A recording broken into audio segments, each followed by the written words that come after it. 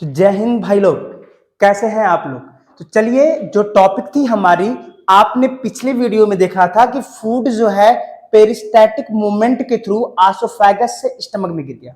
ठीक है, और जैसे स्टमक में गिर गया तो स्टमक के में क्या होगा और कैसे होगा वो हम जानेंगे आज के वीडियो में। तो मैं हूं आपके अपने यूट्यूब चैनल कोचिंग वाले भैया से सोनू यादव। चलिए शुरू करते हैं। ठीक है, तो देखिए, ये आपका जो स्टमक है वो बिल्कुल जो है जे शेप का होता है। किस शेप का होता है भैया? जे शेप का। कौन? स्टमक। ठीक है, अब यहां पे फूड जो है नियर अबाउट 2.5 से 5 घंटे तक रुकता है। कितने घंटे तक? कहते हैं 2.5 से 5 आवर्स तक जो है यहाँ पे फूड रुकता है। अब ये टाइप्स ऑफ फूड पे भी डिपेंड करता है किस तरह का फूड आपने कंज्यूम किया है, किस तरह का फूड आपने लिया है। अब उस पे बेस है कि कौन कितना देर तक रुकेगा। ठीक है, कब ये 2.5 से 5 आवर तक रहता है। ठीक है, कोई कहता है 3, कोई कहता है 4। तो ये फूड पे डिपेंड करता है कितनी देर तक वो रुकेगा वहां पे। ठीक है, अब हम बात करेंगे जो है स्टमक के पार्ट्स पे। ठीक है, किसकी बात करेंगे? स्टमक के पार्ट्स पे बात करेंगे। देखिए जरा, इसकी जो है 3 पार्ट होते हैं। ठीक है, इसके कितने पार्ट होते हैं? 3 पार्ट। ये जो अपर वाला है, और दूसरा जो ये है, और तीसरा ये है। अपर वाले को बोलते हैं कार्डियक, और इसको बोलते हैं फंडस, और इसको बोलते हैं पाइलोरिक। पाइलोरिक। ठीक है जी, कार्डियक, फंडस और पाइलोरिक 3 पार्ट हो गए। मतलब कार्डियक, फंडस और पाइलोरिक। अब सबसे पहले कहते हैं इसको कार्डियक, क्योंकि ये हार्ट के पास होता है और इसीलिए इसका नाम पड़ गया कार्डियक।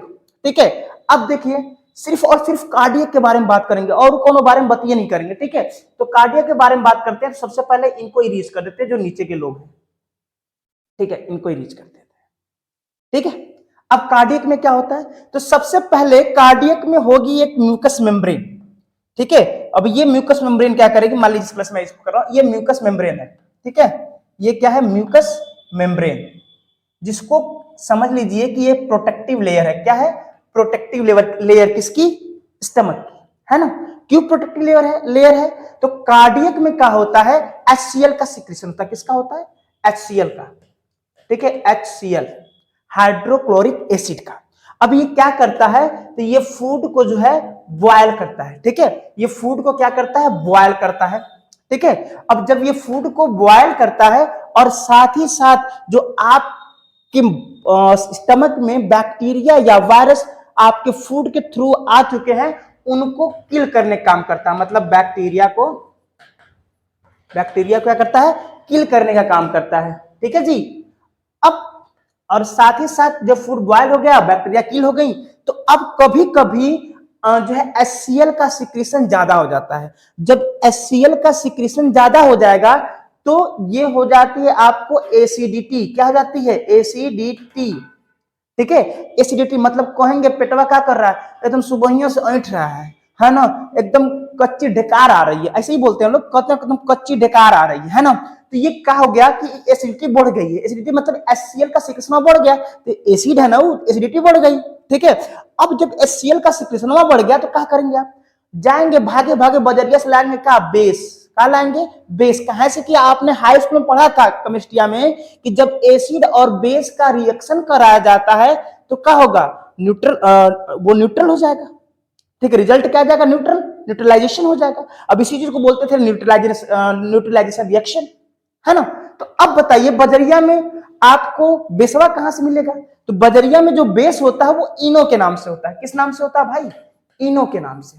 और जैसे ही आप एसिड के साथ बेस को मिलाते हैं, मामला एकदम नॉर्मल हो जाता है। मतलब न्यूट्रलाइजेशन, मतलब आपको आराम मिल जाता है ना। प्रचार तो देखे ही होंगे कि 2 मिनट में काम शुरू, है ना। तो 2 मिनट में काम शुरू हो जाता है। ठीक उसी तरह जैसे 2 ठो हैवी पहलवान आपस में बात जाए या दोनों का वेट, दोनों की पावर एक ही हो, रिजल्ट क्या आएगा? 0। यही आएगा ना। चलिए, तो अब यहां पे चलो थोड़ा ज्यादा हुआ तो एसिडिटी, लेकिन बहुत ज्यादा जब सिक्रेशन हो गया HCl का तो अल्सर हो जाता है। और जब अल्सर हो जाता है तो अल्सर जो है, ठीक है, उसके लिए ऑपरेशन करना पड़ता है। अलग अलग मेडिसिन हैं, डॉक्टर आपको प्रीफर करेगा, वो अलग चीज है, लेकिन हाँ HCl के वजह से ही वो होता है। ठीक है जी। अब आगे बढ़ते हैं। ये जो म्यूकस मेम्ब्रेन काम क्या है, तो म्यूकस मेम्ब्रेन स्टमक को प्रोटेक्ट करेगी, किसके इफेक्ट से, HCl के इफेक्ट से। समझ रहे नहीं, क्यों, क्योंकि जब HCl इस पे पड़ेगा तो यो क्या करेगा, इसी को काट पाट के बराबर कर देगा, नहीं कर देगा। तो ये सिर्फ उतना ही बेस को सिक्रीट करती है कि जितना से आपका स्टमक जो है क्या रहे, प्रोटेक्ट रहे, ज्यादा बेस नहीं, बस ये अपने प्रोटेक्शन के लिए, जहां पे वो रह रही है उसको कोई नुकसान ना हो, इसलिए वो उतना ही बेस को सिक्रीट करती है, ज्यादा बेस सिक्रीट नहीं करती, बस नॉर्मली बेस सिक्रीट करती है ताकि वो प्रोटेक्ट रहे। अब आते हैं दूसरे वाले पार्ट में, जिसका नाम बताया गया था फंडस। फंडस फंडस अब फंडस जो है, यहाँ पे जो फूड आता है फंडस में, और जब फंडस में आएगा तो फंडस में यहाँ पे क्या होती है, एक रूजी होती है ऐसे कांटे के जैसे, ठीक है, रूजी होती है, सीरियल लाइक स्ट्रक्चर, कांटे जैसे वो खड़ी हो जाती है, और जिसकी वजह से फूड यहीं पे होल्ड हो जाता है।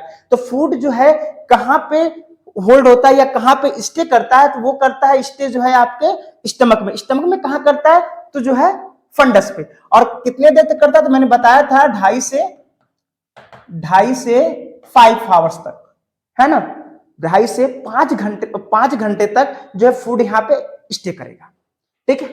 अब जब यहां से स्टे करेगा तो सबसे नीचे यहाँ पे कोई काम नहीं है, बस वो यहाँ पे स्टे कर लिया, धीरे धीरे धीरे धीरे धीरे डाइजेस्ट करने की एबिलिटी के अकॉर्डिंग ये क्या हो गया, यहाँ पे स्टे कर लिया। अब देखिए यहाँ पे चीज आती है, जैसे कोई खाना खा लिया और तुरंत ही बाथरूम चला गया, तो लोग कहते हैं ला का खाने का फायदा हुआ, जो खाए वो तो निकाल दिए। अरे भाई अभी तो ये यहीं पे है, अभी तो तुरंत ही खाना खाया ना, तो 4 घंटा तो अभी स्टमक में रहेगा, ठीक है, कैसे निकाल दिया वो, जो पहले वाला रहा होगा वो तो उसने एग्जिट आउट किया है ना, अभी तो जो है वो तो स्टमक में ही है, 4 घंटा रुकेगा, ठीक है। अब है यहाँ पाइलोरिक, का है भैया, पाइलोरिक।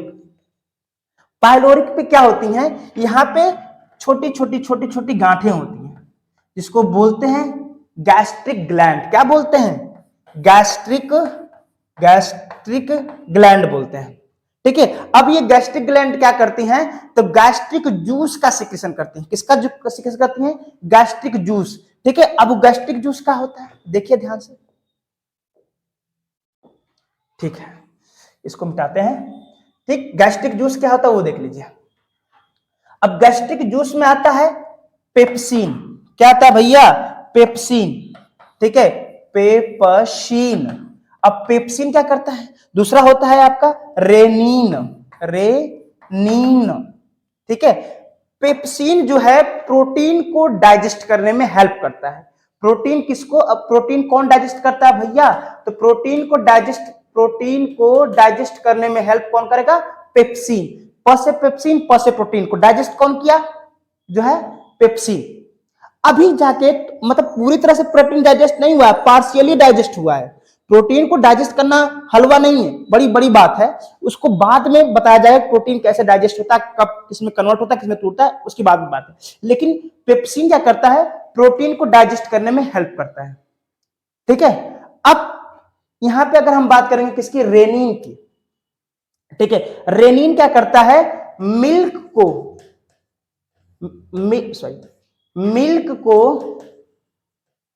को कर्ड यानी दही में चेंज करता है। मतलब रेनिन जो है दूध को दही में चेंज करने का काम करता है। अब दिमाग में लगाइए कि जब आप देखे होंगे छोटका बच्चे सब दूध पीते हैं, तो जो उनकी मम्मी होती है दूध पिला तुरंत आपको नहीं देती है, कहती आप ऐसे पकड़ लो उसका पेट दब जाएगा, तुरंत दूधवा फेंक देगा। लेकिन जब आप कभी ऐसे पकड़ते हैं तुरंत ही, अब कहीं दूधवा फेंकता, दूध नहीं फेंकता, उससे थोड़ा चित्ता चित्ता दही टाइप फेंकता है।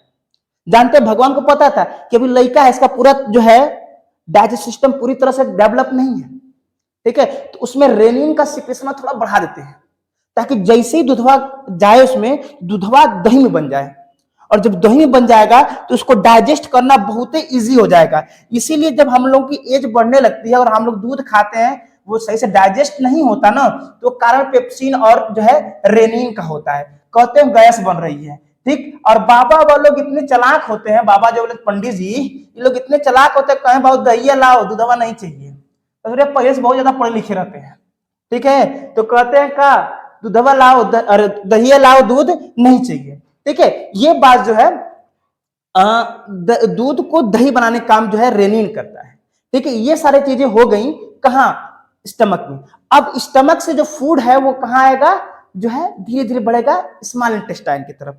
ठीक है, तो चलिए देखते हैं आगे क्या होता है। अभी तक जो फूड है स्टमक में पड़ा हुआ है, और स्टमक में जब तक फूड है तब तक क्या रहेगा, एसिडिक रहेगा।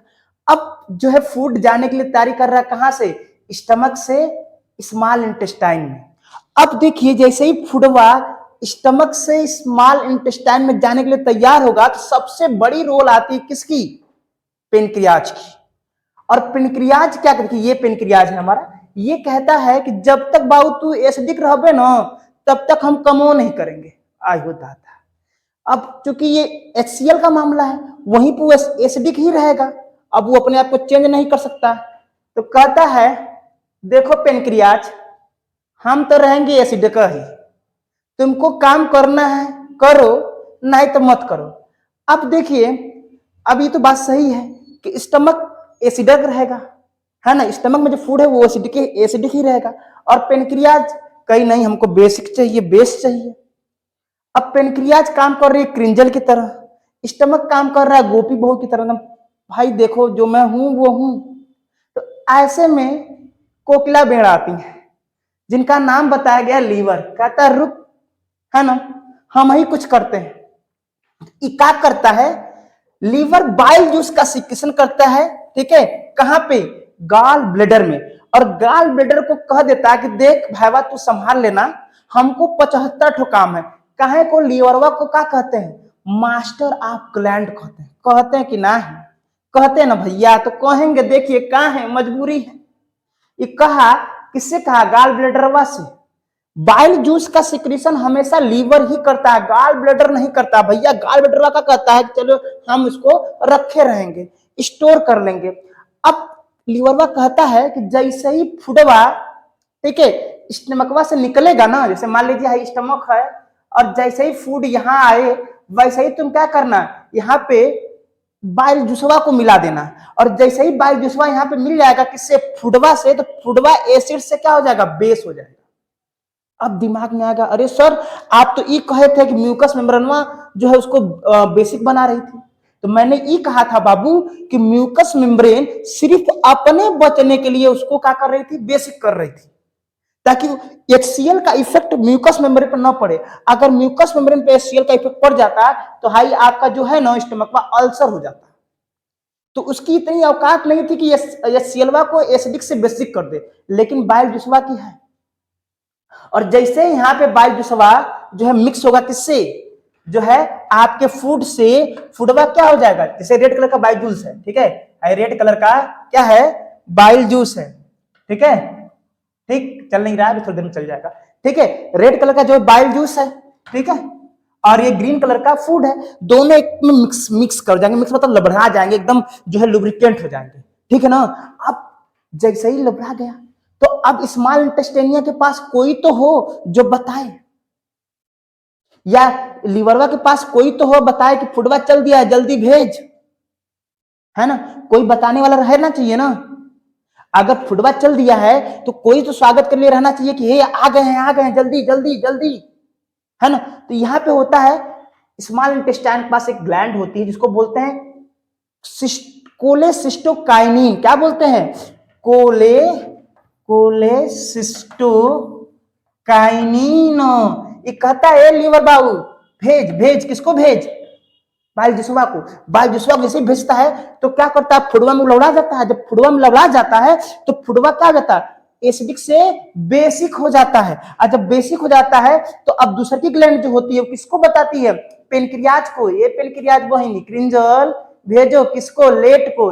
लेट बोले तो LAT, लाइपेज, एमाइलेज और ट्रिप्सिन, ये इनको भेजेगा। ठीक है, अब जब ये इनको भेजेगा तो एक बात ध्यान दीजिएगा, जब ये तीनों एंजाइमिया क्या होंगे बेटा, आ जाएंगे ना, तो इनको क्या कहते हैं, complete enzyme, complete digestive enzyme कहते हैं किसको, इन तीनों को। ठीक है, क्या कहते हैं, कंप्लीट डाइजेस्टिव एंजाइम। तभी तो चुनवा रही थी कि हम जब तक भेजेंगे डाइजेशन वो नहीं होगा, जो अकेले ऐसा ही, है ना, क्योंकि इसके पास पता था कि जो पावर है वो हमारे पास है। कहें जब फूडवा आएगा स्मॉल इंटेस्टाइन में, और जब ये तीनों मिलेंगे तो कंप्लीट डाइजेशन स्मॉल इंटेस्टाइनिया में होगा। होगा कि नहीं? अब कैसे होगा कि जो आपका लाइपेज होगा वो फैट को डाइजेस्ट कर लेगा, किसको करेगा? फैट को। और जो स्टार्च होगा उसको जो है डाइजेस्ट करेगा एमाइलेज, और जो प्रोटीन होगा उसको डाइजेस्ट करेगा ट्रिप्सिन। समझे? अब पूरा कंप्लीट डाइजेशन कहां हो गया? स्मॉल स्टमक में, सॉरी स्मॉल इंटेस्टाइन में। अब कंप्लीट डाइजेशन हो गया। अब देखिए स्मॉल इंटेस्टाइन का अगर यहां तक फूड आ गया, कोनो बतिए नहीं है। अब देखिए स्मॉल इंटेस्टाइन में क्या होता है, तो सबसे बड़ी बात यहां से देखते हैं थोड़ा सा। अरे भाई आ जाओ। हाँ, अब स्मॉल इंटेस्टाइन में जो है सीधे सीधे एक जो है इप्सिन होता है, जो क्या करता है? प्रोटीन को पचाता है। ठीक है, इसके अलावा स्मॉल इंटेस्टाइन में पूरी तरह से डाइजेशन हो चुका है। अब जो फूड होगा वहां उसका ऑब्जर्वेशन हो जाएगा। ठीक, अब जो है फूड बढ़ेगा किधर? लार्ज इंटेस्टाइन की तरफ। डाइजेस्टेड हो गया, अब तो वेस्ट वाला बढ़ेगा लार्ज इंटेस्टाइन की तरफ। लार्ज इंटेस्टाइन में क्या होता है? वाटर का ऑब्जर्वेशन होता है। अब जब वाटर यहां से ऑब्जर्व कर लिया जाएगा तो जो वेस्ट रहेगा, ठीक है, जो वेस्ट रहेगा वो आ जाता है आपके रेक्टम में, और रेक्टम से एनस के थ्रू वो बाहर निकल जाता है। ठीक है, तो आज के लिए इतना ही। बाकी आते रहिए, पढ़ते रहिए और देखते रहिए हमारा ये यूट्यूब चैनल जिसका नाम है कोचिंग वाले भैया। जय हिंद, जय भारत।